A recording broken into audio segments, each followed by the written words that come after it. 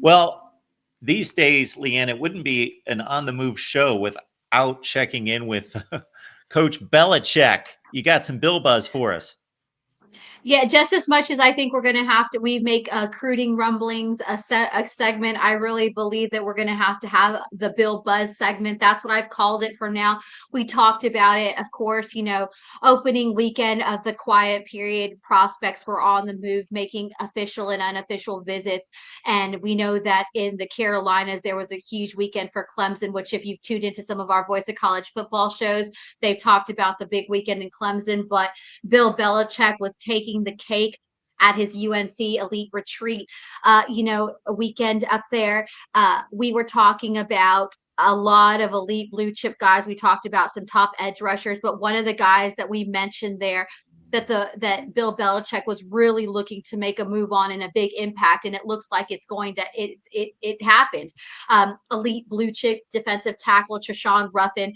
He was formerly committed to Texas A&M, but after a heck of experience, we mentioned a little bit on the show, last week how we had heard, and he was kind of talking about he just as even though he's been plenty of times committed to Texas A&M, and we know what College Station and Kyle Field and that kind of energy can bring, that he was really impressed about the energy in UNC, how he sees himself and how he can fit himself in that Bill Belichick rebuilding era at UNC. So blue chip Trashawn Ruffin has officially flipped from Texas A&M to becoming a UNC Tar Heel. Of course, he's a top 200 player. He's the number 24 defensive lineman in the country, and this is a big push. We talk about often programs looking for talent outside of their state, but this is also a big gain for the state of North Carolina.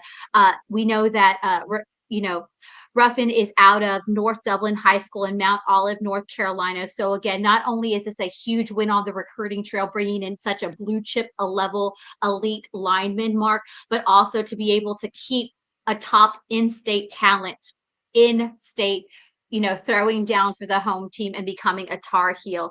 Already measuring at about 6'3", 307.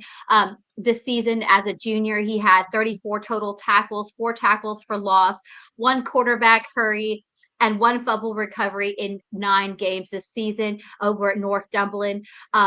Again, that doesn't stop there. He put up all sorts of numbers during his sophomore season, and the list goes on and on and on. Again, he's just a monster, Mark, when it comes to the center of that defensive front.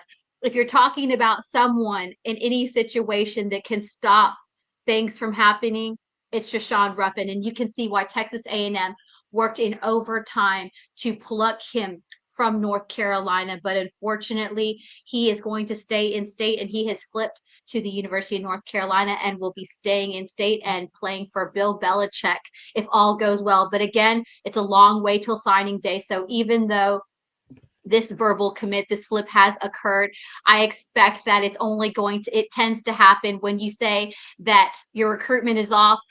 In a lot of cases, you're going to see that the Texas A&M will probably be trying twice as hard to get him back in their good graces, but plenty of teams will be looking at having his ability. But again, that UNC weekend, we talked about it. It was just electric. It was just magical, and it paid off.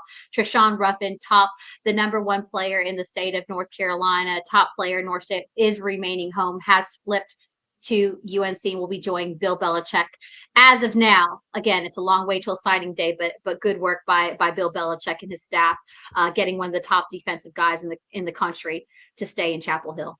Yes, underline as of now, Mike Elko, not real happy Bill Belichick, but yes, we shall see. As of now, that's where it stands.